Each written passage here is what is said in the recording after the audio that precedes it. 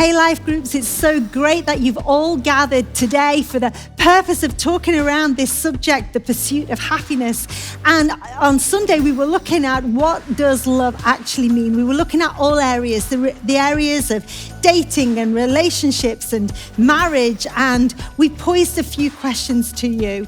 We based the message from Deuteronomy 30 that talks about choose blessings or curses, choose life or death. God said you choose, and by the way, the right thing to choose is to choose life. And so we looked at this particular subject in and around the choices that you make, and it says that if you choose right, then you will live well in the land that you are about to enter.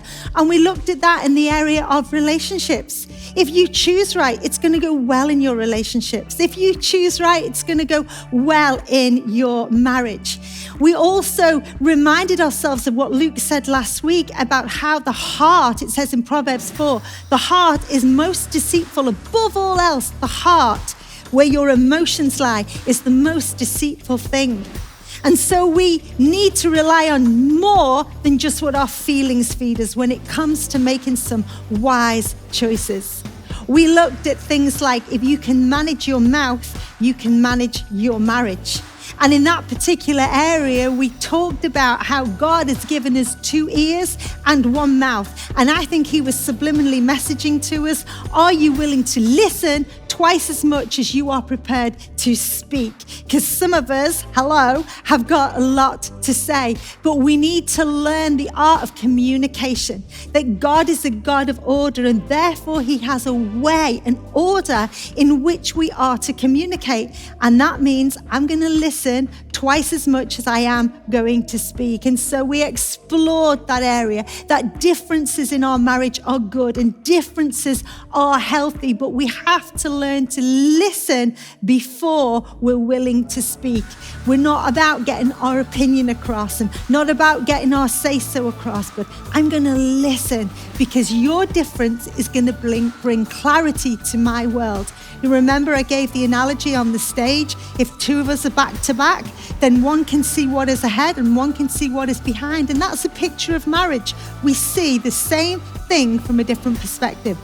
We looked about if you remove the beauty, then you remove the boundary. And we went there, didn't we? And we talked all things sex. And we talked about how God has made sex as a gift for marriage, and that there is a healthy boundary. God puts boundaries in place, not to prevent us, but to protect us. And we talked about a road and how it has the white line up the road and you can cross onto the other side.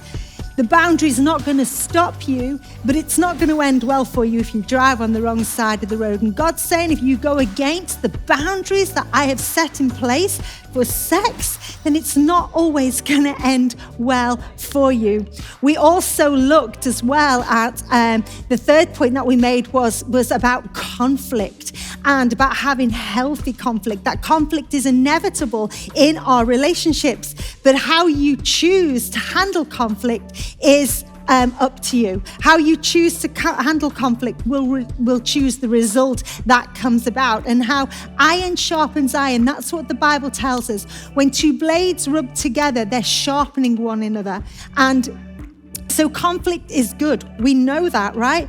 But if 2 blades sharpen each other all day, every day, then they are going to wear each other down. So though conflict is healthy, you can't live there. Though you may need to get your point across, and though you may need to tell the truth, don't be launching a grenade into the conversation.